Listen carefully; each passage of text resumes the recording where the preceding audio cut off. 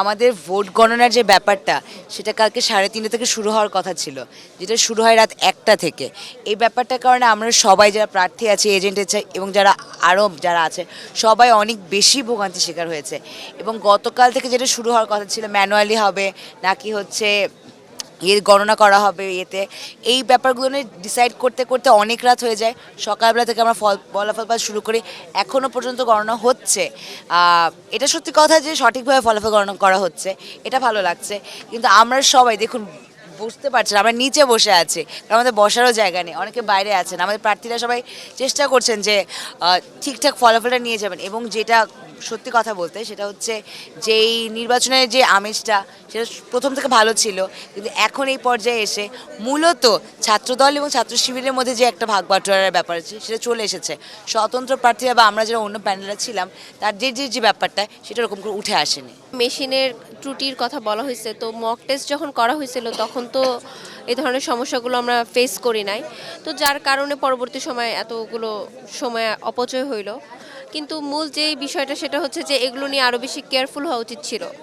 তো এই যে কেয়ারলেসনেসটা যার কারণে আসলে আমাদের আজকে মানে যোগসুটা প্রয়োজন হয়ে দাঁড়াইছে, এটাই এটার মূল কারণ যে প্রশাসনটা ঠিকমতো কাজ করে না, যার কারণে আমরা স্টুডেন্টরা চাইছি যে আমাদের মধ্যে থেকে মানে প্রতিনিধি হোক। তো এটা তো যোগসু মানে ফুটায় তোলার জন্য পর্যন্ত আমাদের কত লড়াই করতে হয়েছে, তো এটা অনেক ইম্পর্টেন্ট ছিল আমাদের জন্য। আর হলের কথা যদি বলি, একটা হল কিন্তু অনেক অবহেলিত, কোনো ফ্যাসিলিটিসই নাই বললে চলে, যেটা আছে সেটা জাস্ট থাকার জন্য থাকা এরকম।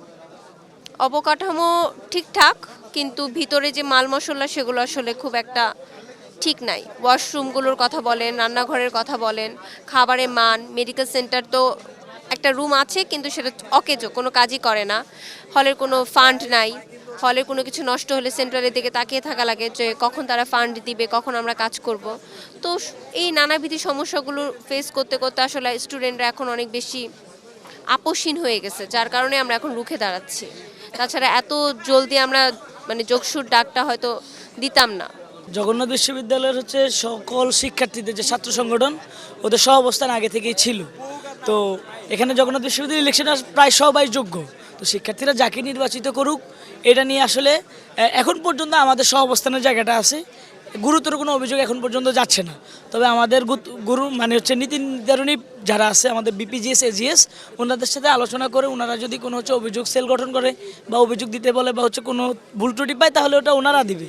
আমরা একজন সম্পাদক প্রার্থী হিসাবে আমাদের মনে হচ্ছে যে জগন্নাথ বিশ্ববিদ্যালয় আসলে একটা কম্বাইন্ড সবার, তো এখানে এক এক পোস্টে এক একজন আগাবে, কেউ কমাবে, এভাবেই চলতেছে এবং এটা হচ্ছে ধারাবাহিকভাবে থাকবে। এবং বিপি পদে ইনশাল্লাহ আমাদের একেএম রাকিব ভাই ইনশাল্লাহ শেষ পর্যন্ত জয়ী হবে, আমরা আশাবাদী।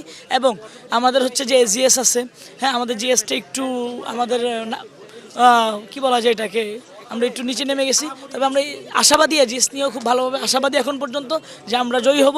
তবে একটু বলতে পারি যেই জয়ী হোক না কেন জগন্নাথ বিশ্ববিদ্যালয় জিতবে। জগন্নাথ এটা নতুন না, জগন্নাথে এটা কাজ হবে আর সেখানে ভোগান্তি হবে না, এরকম ইতিহাসে কখনো হয় নাই। তো এটার সাথে আমরা ইউজ টু। তো আমাদের প্রত্যাশা ছিল যে সুষ্ঠুভাবে ভোট হোক, ভোট সুস্থ হয়েছে।